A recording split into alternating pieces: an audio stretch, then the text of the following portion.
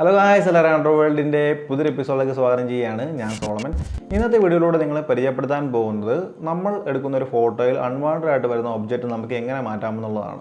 അതായത് നമ്മളിപ്പോൾ ഒരു ഫോട്ടോ എടുക്കുകയാണ്, അപ്പോൾ പെട്ടെന്ന് നമ്മുടെ പുറകെ ഒരാൾ വരികയോ അല്ലെങ്കിൽ ഏതെങ്കിലും വാഹനം വരികയോ അത് ഏതെങ്കിലും രീതിയിലുള്ള നമ്മൾ ഇറിറ്റേറ്റ് ചെയ്യുന്ന രീതിയിൽ തന്നെ ഒരു ഫോട്ടോയിൽ എന്തെങ്കിലും കടന്നു വന്നു കഴിഞ്ഞാൽ നമുക്കത് എങ്ങനെ മാറ്റാമെന്നുള്ളതാണ് ഈ വീഡിയോയിൽ പറഞ്ഞു തരുന്നത്.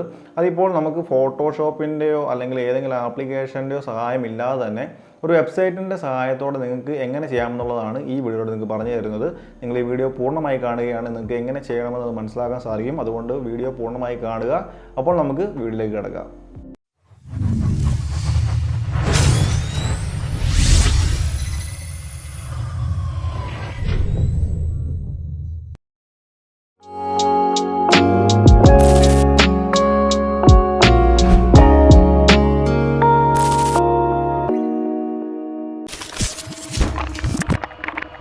വെബ്സൈറ്റ് ഓപ്പണായി വരുമ്പോൾ തന്നെ വെബ്സൈറ്റിൻ്റെ മെയിൻ ഇൻ്റർഫേസിലേക്കാണ് നമ്മൾ കടന്നു വരുന്നത്. ക്ലീനപ്പ് പിക്ചേഴ്സ് എന്നാണ് വെബ്സൈറ്റിൻ്റെ പേര്. ഇവിടെ നിങ്ങൾക്ക് കുറച്ചധികം ഓപ്ഷനുകൾ കാണാൻ സാധിക്കും.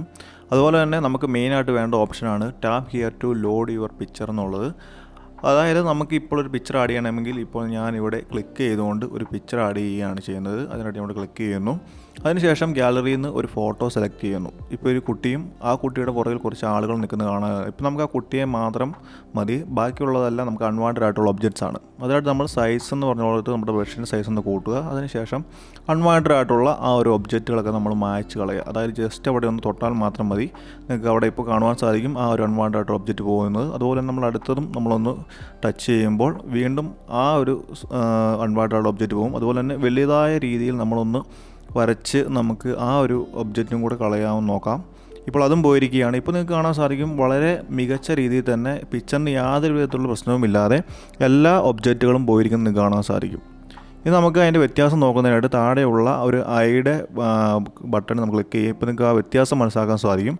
ഇനി നിങ്ങൾക്ക് ആ ഒരു ഫോട്ടോ സേവ് ചെയ്യണമെന്നുണ്ടെങ്കിൽ താഴെയുള്ള സേവ് എന്ന് പറഞ്ഞ ബട്ടൺ ക്ലിക്ക് ചെയ്തുകൊണ്ടെങ്കിൽ എങ്ങോട്ട് വേണമെങ്കിലും സേവോ ഷെയറോ ചെയ്യാവുന്നതാണ്. ഇനി HD വേണമെന്നുണ്ടെങ്കിൽ HD ഓപ്ഷൻ ക്ലിക്ക് ചെയ്തുകൊണ്ട് നിങ്ങൾക്ക് മെയിലിലൊന്ന് ലോഗിൻ ചെയ്ത ശേഷം നിങ്ങൾക്ക് ഇവിടെ ആ ഒരു ഫോട്ടോ ഡൗൺലോഡ് ചെയ്യാവുന്നതാണ്. ഇപ്പോൾ നിങ്ങൾക്ക് ഈ ആപ്ലിക്കേഷൻ ഡെമോ ആയിട്ട് നിങ്ങൾക്ക് ഇവിടെ കാണാൻ സാധിക്കുന്നു.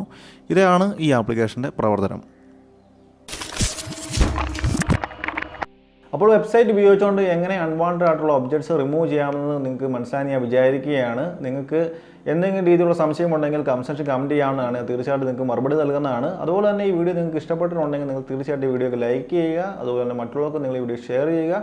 ഇതുവരെയായിട്ട് എൻ്റെ യൂട്യൂബ് ചാനൽ സബ്സ്ക്രൈബ് ചെയ്യാത്തതുണ്ടെങ്കിൽ ദയവ് ചെയ്ത് സബ്സ്ക്രൈബ് ചെയ്ത് തന്നെ സപ്പോർട്ട് ചെയ്യുക. അപ്പോൾ അടുത്ത വീഡിയോ കാണും വരെ ബൈ ഗൈസ്.